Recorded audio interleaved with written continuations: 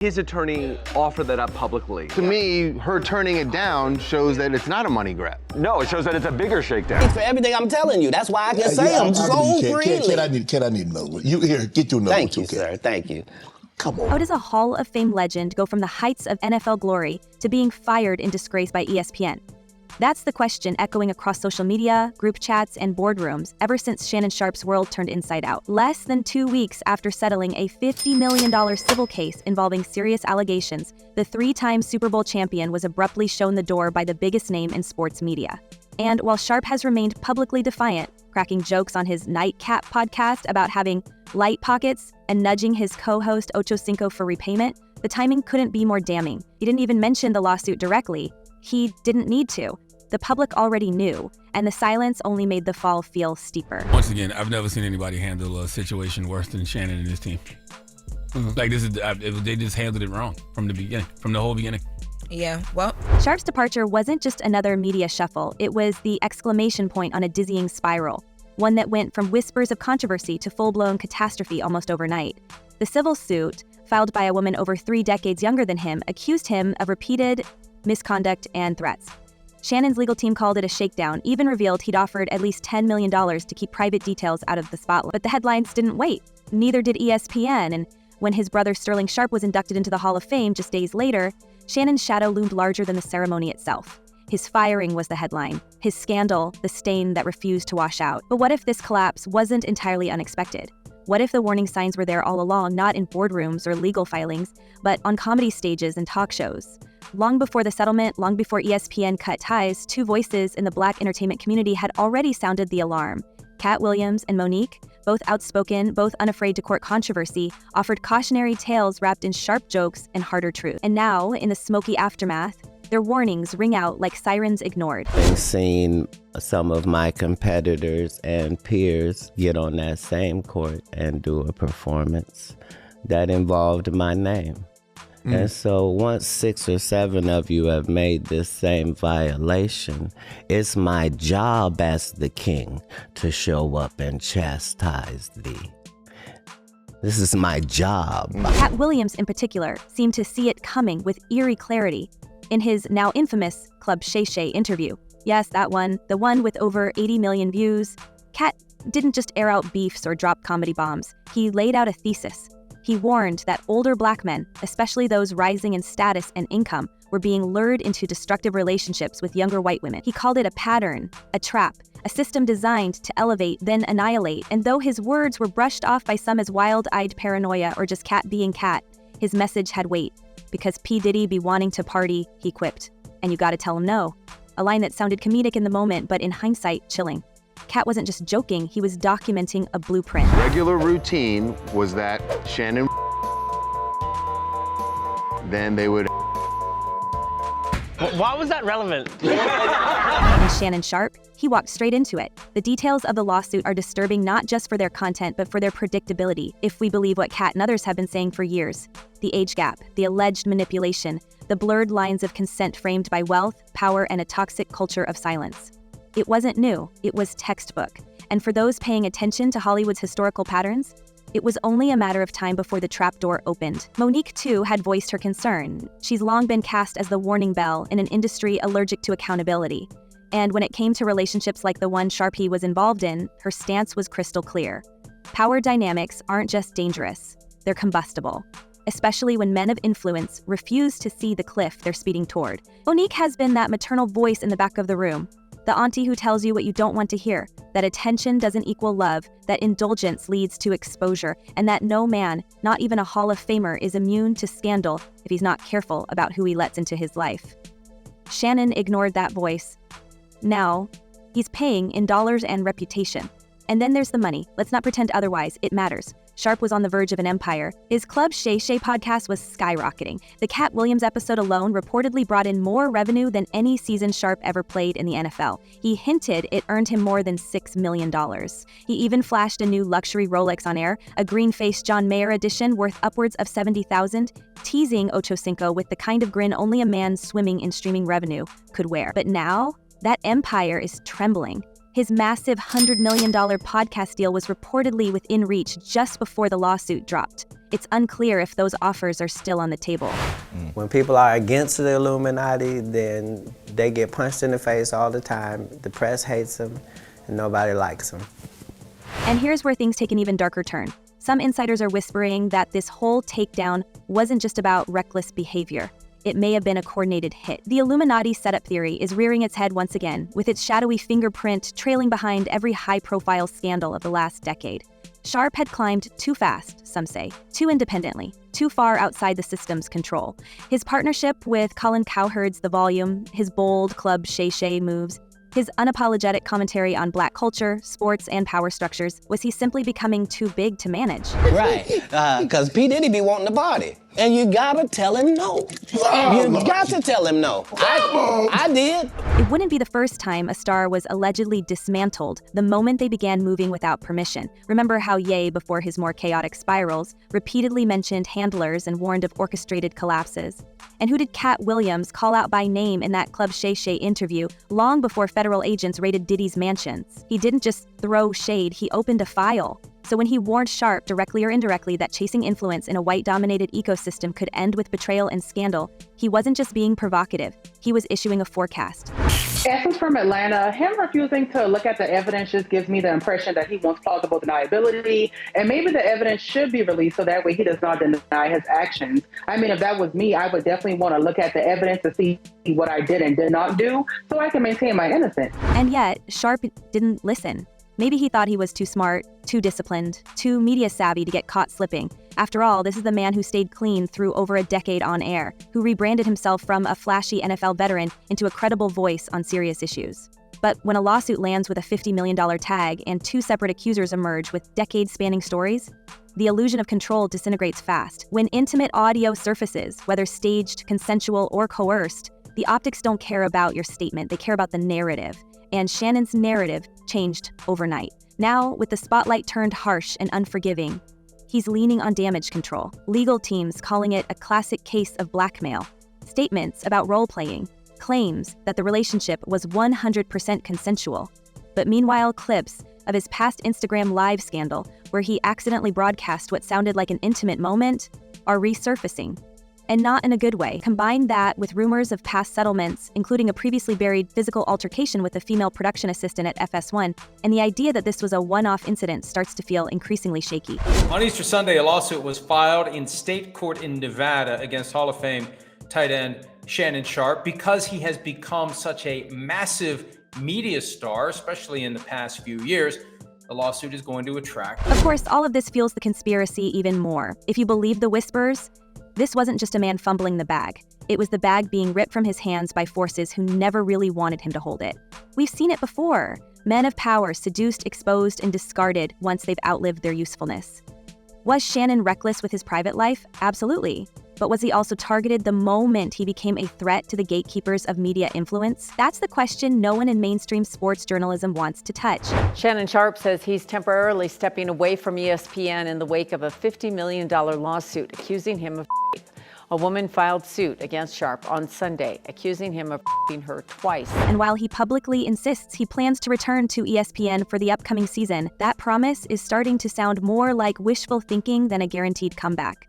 Especially now that the whispers have turned into headlines, and the whispers behind the whispers suggest something far more deliberate was at play. The timing, the money, the silence from ESPN, the slow leak of scandal after scandal, carefully spaced out like chapters in a takedown novel. If this is a coincidence, it's one hell of a detailed one. If it's a setup, then Shannon Sharpe just became the latest example of a Hollywood story that always ends the same way, with silence, settlement, and shame. The news, Shannon Sharpe. So you guys remember that video that Shannon Sharpe was saying was going to release? Yes, it did. No. Oh. It didn't take long for ESPN to cut the cord, and the timing wasn't just brutal, it was calculated. Just weeks after Shannon Sharpe quietly settled a civil lawsuit for an undisclosed fortune, the network yanked him from the airwaves, stripped his chair on First Take, and gave no grace period, no farewell, no room for redemption. They didn't wait for the courts or public opinion to cool, or even for Sharpe to issue one last televised event. They moved like someone trying to erase fingerprints, fast and silent. And here's what really hit below the belt. They did it days before his older brother Sterling Sharpe, a man whose career was cut short by injury, finally received the long-awaited honor of being inducted into the Pro Football Hall of Fame. While Sterling stood on that stage in Canton trying to savor a once-in-a-lifetime moment, Shannon's headlines drowned out the applause. One brother ascended, the other disappeared. That's how we found out about the lawsuit against Shannon Sharpe. Now, this one has some very strong allegations: sexual assault, sexual battery, assault and battery, intentional infliction of emotional distress. The sexual components obviously give it greater gravity than a car accident or any case based on some sort of negligent slip and fall, something like that, where someone was just being careless. Some are calling it coincidence, but in media, there are no coincidences that clean. The executives at ESPN knew the headlines were coming. They watched the legal filings. They read the transcripts. They sat in meetings with lawyers and brand managers. They made a choice to let the scandal hit the weekend of the Hall of Fame ceremony, to humiliate not just Shannon, but the Sharpe name. Was it revenge for something behind closed doors? Or just cold-blooded brand protection from a company terrified of controversy? Either way, the silence from the network told us everything. Shannon wasn't just fired. He was erased, sanitized out of the ESPN portfolio like a defective product, and not a single co-host, producer, or executive has publicly stood by him since. According to reports, that video will not be released. Attorney Tony Busby came out and said that they are not planning to release that video how they were dropping audio because it's a very strong point of their evidence in this case, and they're going to keep it and use it as such. Court. Yeah.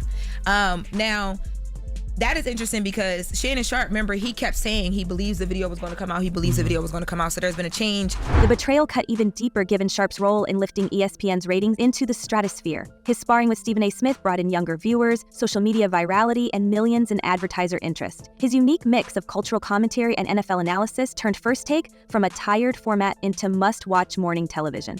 And then, nothing. Gone, replaced by silence and statements crafted by legal teams. The same man they once celebrated as the future of sports debate was treated like a liability overnight. Was it fair? Maybe not. Was it strategic? Absolutely. That's the nature of high-stakes media warfare. One mistake, one whisper, one lawsuit, and your legacy becomes a liability. But here's where the conspiracy starts to take root. What if this wasn't just about avoiding scandal? What if it was about eliminating a threat? Because right before the lawsuit dropped, Shannon Sharpe was on the verge of something seismic. Reports had surfaced that he was preparing to ink a podcast deal worth over $100 million, a figure that would have made him one of the highest-paid independent voices in sports entertainment, and suddenly, out of nowhere, he's hit with a multi-count civil suit involving explosive claims. Then, poof, the podcast deal cools, corporate backers pull back, and ESPN distances itself like they never even exchanged contracts. Like the Deshaun Watson cases where there were 20 plus plaintiffs and they weren't really sure who the people were who were making the claims. In this case, Shannon Sharpe knows exactly who it is because there had been, and it's clear from the statement issued by his lawyer, Lanny Davis, there had been some pre-litigation efforts to try to resolve this. So we have to ask, who stood to gain from Sharpe's collapse? That's where the dark money theory starts to look less like gossip and more like strategy. Multiple entertainment insiders have pointed to whispers that Sharpe's accuser, who filed anonymously as Jane Doe, may have received more than just legal backing. Some sources claim that rival networks, media giants who saw Club Shay as a dangerous disruptor, had quietly funneled money into opposition research and lawsuit funding. The idea? Tank Sharpe's image before he could close a deal that would make him too big to cancel. A former executive from a competing podcast network told one outlet there were people looking for a reason to stop that deal, and they got it. It's a claim against someone alleging that some rights were violated, and in most cases what's sought is compensation in the form of damages to make up for whatever it is the person did. And there are all sorts of civil lawsuits, car accidents, defamation. We hear about that a lot because people get sued about things that are said about them in media. And then there's the legal firepower. Jane Doe's attorney, Tony Busby, isn't just a regular civil litigator. He's a high-profile, high-stakes lawyer known for taking down athletes, moguls, and politicians. He went after Deshaun Watson. He's filed suits against Jay-Z and even accused Diddy of misconduct long before federal charges followed. So when he took the Jane Doe case, alarm bells rang. How did a little-known 20-year-old accuser, fresh from OnlyFans, end up with one of the most aggressive lawyers in the country on retainer? And how did her case get filed right as Sharpe's streaming empire was reaching its financial peak? These aren't questions that settle easily. These are questions that raise the temperature. in every backroom meeting across Hollywood and sports media. Of course, Sharpe's legal team fired back, calling the whole thing a coordinated takedown. They allege blackmail, misrepresentation, and manipulation of private recordings.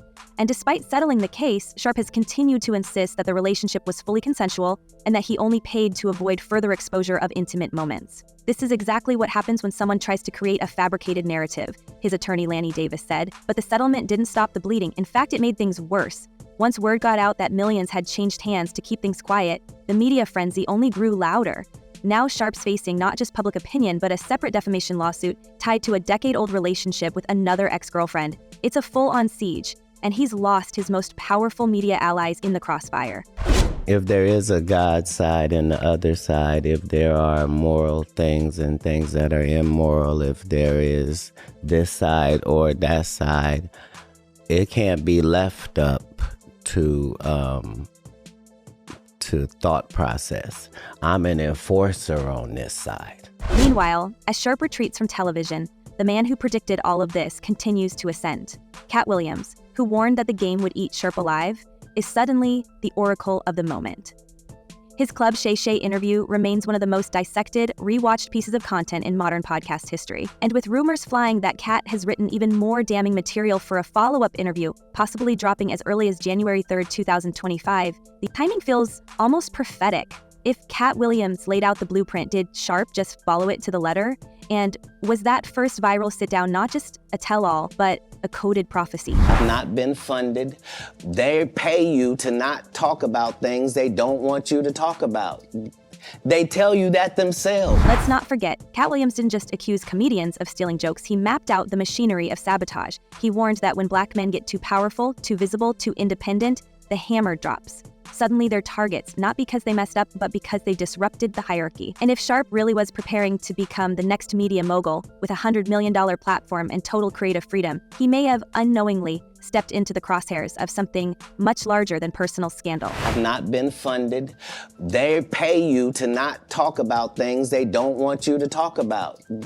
They tell you that It's not hard to imagine the meetings, the emails, the private dinners where publicists, lawyers, and executives whispered names and circled sharks in the water. Cancel culture isn't just a cultural force. It's an economic weapon. And the faster a man rises, the faster the trap is set. The moment he threatens to control his own narrative, someone tries to write a different one for him. That's not just conspiracy talk, that's pattern recognition. And if Katt Williams saw it coming for Sharpie, who else is already on the list? Because if a Hall of Famer with Emmy buzz, crossover appeal, and decades of goodwill can be brought to his knees this fast, who's next? And more importantly, who's really pulling the strings? Drop your theories in the comments and let's connect the dots. Until next time, stay sharp, stay loud, and never stop watching.